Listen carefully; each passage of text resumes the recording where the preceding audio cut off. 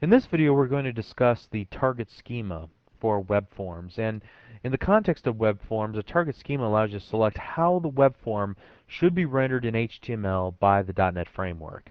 So what you can do is specify within your web forms that when it comes time to render this page into HTML, that you can make it so that any browser can view it, in which case you will be using a lot of tables and tables within tables. It can look pretty nasty. Or you can use a modern version of a browser, in which case it'll take use of DHTML absolute positioning in order to achieve the graphical layout of your web page. So here's the ramification. By default, web forms set the target schema to Internet Explorer 5.0, which works just fine for all modern versions of Mozilla and Netscape. And sometimes some earlier versions of Mozilla and Netscape will be just fine. They'll be able to accept the tags with no problem. Although from personal experience, I can tell you that you need to really test your specific web page and the look and the feel that you're trying to achieve with this setting. However, if you work for a company that sells products and services over the internet, invariably your marketing people, yeah, the bad guys, just kidding, they will come to you and say that their usability studies show that maybe 10% or 20% of their users uh, will use Internet Explorer 3.0 or Netscape 4.0, in which case you're going to have to do some things as a developer. You're going to have to set the target schema to the least common denominator that your constituent web users will have on their systems. Then you're going to need to take great care when using the web form designer surface and how you lay out your pages, because although the web form designer does a pretty good job of creating tables to absolute position various elements that you place on your web form, it's not going to be perfect 100 times out of 100, and you're going to need to test it with more than just Internet Explorer 4.0. You're going to need to test it also with each version of Netscape just to make sure that it looks correct. Microsoft has tried to sell us on this idea that no matter what, it'll always make it look good, and I have found from personal experience that many times it does, but there are a few instances where you're going to need to adjust the HTML by hand in order to make your layout look correct. So we've covered a lot of this. Why would you want to target a browser? Because you have to sometimes address the least common denominator across those who will view your website. And unfortunately, this means that to get the look and the feel that you want, you're not always going to be able to depend on the Visual Studio.net web form designers to render your web form correctly into tables. And so what I'd recommend is that for commercial sites, you're going to need to use the Netscape 4.0 target schema, and you're going to create all your layouts by hand if necessary. Now, this is a great example of do as I say and not as I do, because you'll notice on LearnVisualStudio.net website it is targeted at Internet Explorer 5.0 and higher. Quite frankly, that's for two reasons. First of all, I don't anticipate a lot of people. The constituency for my website is different than a lot of common websites like Amazon.com or Yahoo. And then the second reason is because I use the I/SPY framework. But for other commercial applications that I've created in the past, we've had to take great care with using a downgraded browser so that we could accommodate all users. So I've created a simple project here called Target Schema, and I've pinned down the properties window just so you can see what I'm talking about. And we're just going to use this as a playground to illustrate some simple points about the target schema and how it'll work. First of all, you'll notice that by default the target schema is set to Internet Explorer 5.0. So if we were to take then some labels and just plop them here onto our designer surface, and let's also use a couple of panels because this will illustrate our point pretty well. We'll take one panel and put it here, and then we'll take another panel, and we'll drag this one on top. And you see that with absolute positioning in DHTML, we can get this overlapped look. So I'm going to also set the borders on these to solid, and I'll set this one to dashed. And then we'll type in some text here, and let's call this one LVS, and then this one we'll call just whatever.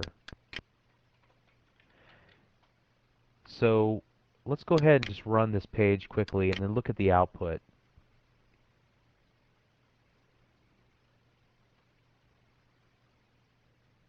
Okay, notice that we get the absolute positioning. Let's take a look at the source for this web page. Alright, let me pull this in a little bit here. So we get divs, div tags that represent our panel, and notice that we get this DHTML type style, border style equals solid, height, width, z-index, so it sets the z-index, which one is in front, which one's in back. So if they had colored backgrounds, which one would win in that scenario, be displayed properly. And positioning absolute, top. So they're positioning things absolutely, and the page is pretty small as a result of that. Also, take a look at our label controls. Pretty much the same thing. What they use, they rendered the label controls as span tags, and so the span goes around the word LVS and whatever, and then they're able to use the style attribute to set the width and the z-index and the left and right, I'm sorry, the top and so on. Okay, so now let's do this. Let's take the same page, and what we'll do is we will set the target schema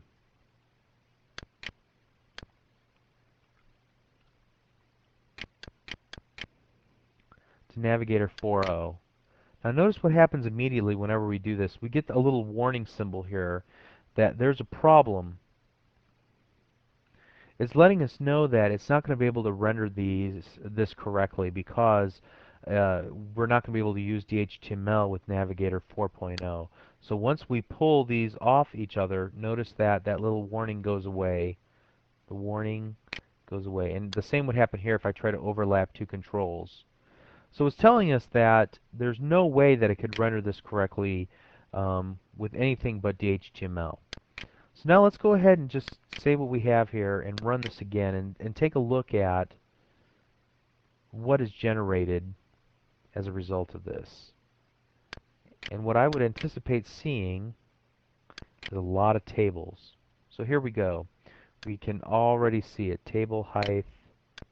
So within there you have a row with a cell, and within there you've got another table, and you have a bunch of call spans. So it's doing as best it can to represent this information correctly. You can see here that it still chose to use the div tags, and it still used some information. Now, the challenge here is going to be that I will bet that in Netscape 4.0 this does not get rendered correctly. But we'd have to look and take a look at that in Netscape 4.0. Unfortunately, I do not have that loaded on this machine. But you can see that the approach that it took was dramatically different. It tried to represent everything in tables. And we can even see how this works as we go and look at the HTML view. Everything's in tables. Now, just as an experiment, whoops, let's go back out to our designer and switch back to Internet Explorer 5.0. And let's take a look at our HTML.